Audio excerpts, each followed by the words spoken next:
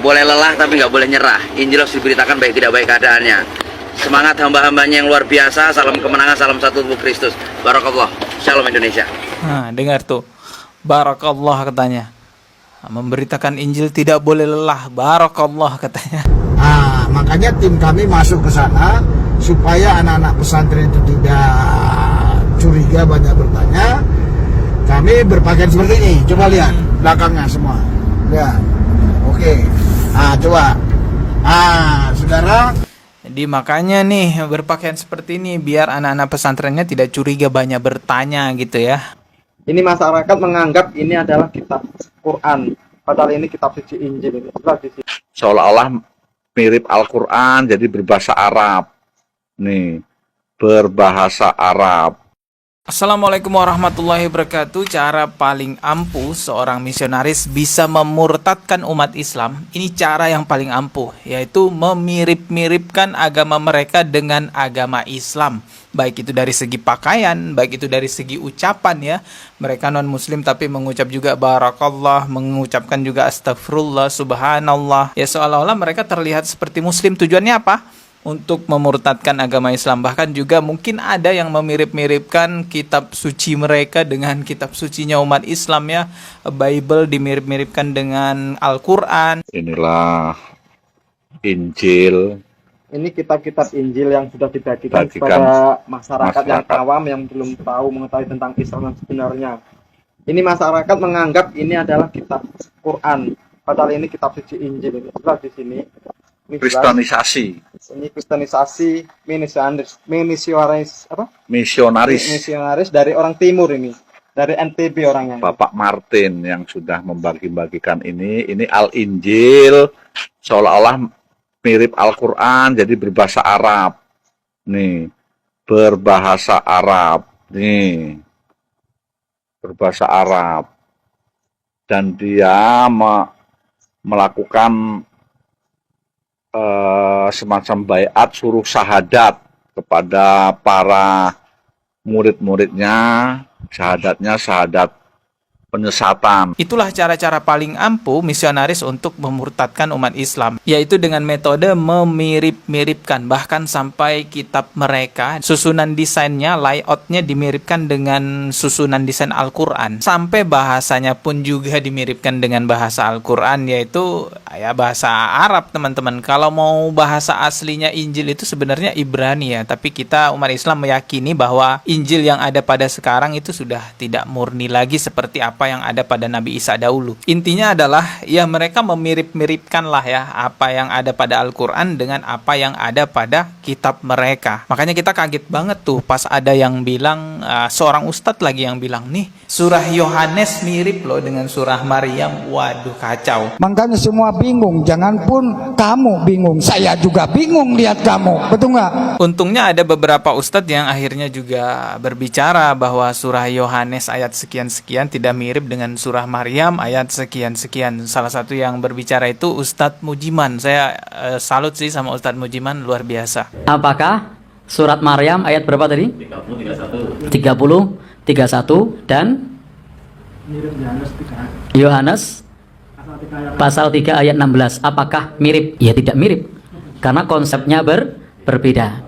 Konsep di dalam agama kita, Nabi Isa adalah hamba dan utusan Allah. Sementara konsep di dalam agama Nasrani itu adalah sebagai anak Allah. Jadi itu dua konsep yang berbeda. Itu video Ustadz Mujiman sebenarnya lebih panjang yang kalau video aslinya ya, tapi saya potong di sini karena untuk mempersingkat waktu. Insya Allah potongan video yang saya tampilkan itu tidak mengurangi makna asli dari video Ustadz Mujiman, yang pada intinya Ustadz Mujiman mengatakan bahwa surah Yohanes sekian-sekian tidak mirip dengan surah Maryam sekian-sekian. Silakan tonton video fullnya di channel Jaga Tauhid ya. Di situ ada video fullnya. Oke, kita lanjut ya, membongkar syubhatnya misionaris dalam rangka memurtadkan umat Islam menggunakan metode yang paling ampuh, yaitu mirip-memiripkan. Kalau tadi kan Al-Quran dimiripkan dengan Bible ya. Sekarang nih ada video yang baru viral beberapa minggu yang lalu terlihat 3 orang yang berpenampilan seperti layaknya ustadz, bahkan berucap barakallah katanya ya. Ya benar-benar kayak ustadz, tapi sebenarnya pendeta yang diduga ya punya rencana memurtadkan umat Islam. Coba kita lihat nih, ini kejadiannya di Indragiri Hilir. Kita simak dulu videonya. Haleluya, salam satu tubuh Kristus. Inilah kami, hamba-hambanya, para senior dan penisepuh di pedalaman Indragiri Hilir. Ya, sekarang kami ada di YS2. Wih, kami sudah sampai setelah 1 jam lebih di speed. Bapak Pendeta Mulyono sing ganteng. Mulyantono. Oh, pamit. Bapak Pendeta Mulyantono sing ganteng, Bapak Pendeta Hia sing guanteng. Kami semua bertiga ini pakai peci loh, saudaraku. Keren. Nah, ini luar biasa ini. Ini kami sudah sampai. Ah, ini lokasi kami. Akan ada KKR siang ini. Haleluya. Ini hamba-hamba yang sudah menanti kami. Wih, mantap. Kita sampai, haleluya. Jadi boleh lelah tapi nggak boleh nyerah. Injil harus diberitakan baik tidak baik keadaannya.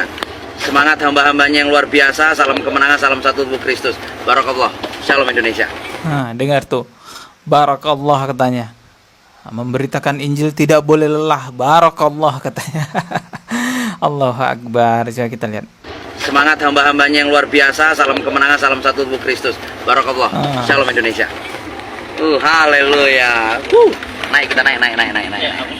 Ya benar-benar ya penampilannya kalau orang yang nggak tahu ngirain ini ustadz lah ya, atau ngirain ya paling tidak mengira umat Islam pada umumnya, padahal enggak, mereka ini pendeta teman-teman. Apalagi ditambah dengan ucapan barakallahnya itu ya. Kayaknya udah fase banget tuh ngucapin itu. Dan tadi di sini katanya dia ke sebuah daerah yang namanya Indragiri Hilir ya. Para senior dan penisepuh di pedalaman Indragiri Hilir. Ya, sekarang kami ada di YS2. Di pedalaman Indragiri Hilir. Jangankan masuk ke pedalaman teman-teman, masuk ke tempat paling strategis umat Islam pun bisa mereka lakukan dengan cara memiripkan ini. Masuk ke pesantren loh, bisa. Ini luas ya? Iya. Ini tempat apanya ini? Ini buat ngaji santri. Oh, ngaji santri ya. Apa ya? Ini tempat ngaji santri ya. Assalamualaikum. Ya, oke.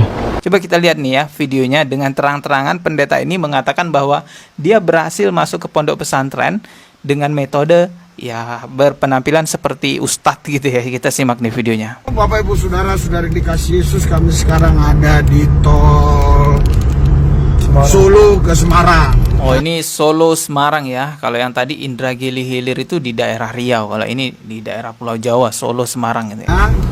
Jadi ke Semarang nanti ganti mobil lagi. Kami berangkat hari apa itu kita berangkat ya? Santai-santai aja. Hari apa kita berangkat? Rabu. Hari Rabu. Kamis. Hari Kamis, saudara. Kita berangkat hari Kamis. Dan kami waktu masuk ke pesantren yang di Karanganyar Solo itu, kecamatannya apa? Gendangrejo ya, kecamatan. Kan masuk ke sebuah pondok pesantren yang kecamatannya apa tadi tuh ya, Gendangrejo apa gimana tuh. Nah, makanya tim kami masuk ke sana supaya anak-anak pesantren itu tidak curiga, banyak bertanya. Kami berpakaian seperti ini. Coba lihat belakangnya semua. Lihat. Oke. Nah, coba. Saudara.